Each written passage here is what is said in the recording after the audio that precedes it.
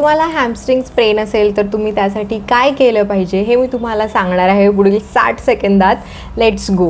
Hamstring sprain रनर्समध्ये, स्प्रिंटर्समध्ये, athletic training घेणाऱ्यांमध्ये खूप कॉमन आहे.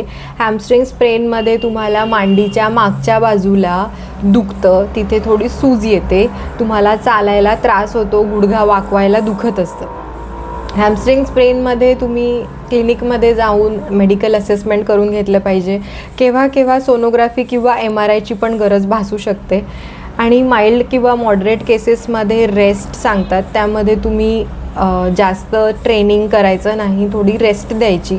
आणि दुसरी गोष्ट, आईस पॅक करायचा 10 ते 15 मिनिट त्या ठिकाणी मांडीच्या मागच्या बाजूला आईस पॅक लावून ठेवायचा आणि असं दिवसातून 3 ते 4 वेळा करायचं. आणि कॉम्प्रेशन बँडेजेस असतात, म्हणजे क्रेप बँडेज बांधून ठेवायचं पूर्ण मांडीला, त्यामुळे तिथे कम्प्रेशन मेंटेन राहतं. आणि 5वी गोष्ट म्हणजे पाय सरळ वर करून ठेवायचा, पायाच्या खाली उशा ठेवायच्या, जेणेकरून तिथे सूज येणार नाही. सो हे बेसिक आहे जे तुम्ही फॉलो केलं पाहिजे जर तुम्हाला हॅमस्ट्रिंग स्प्रेन असेल.